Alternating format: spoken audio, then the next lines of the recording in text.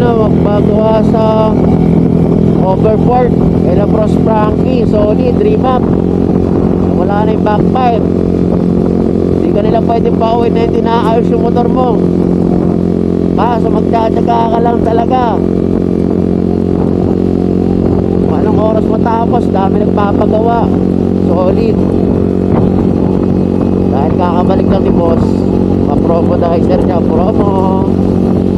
Papasok pa tayo, nakahabol pa tayo ngayon, last day. Solid ka boss. Solid yung pag-aantay kahit matagal. Salamat.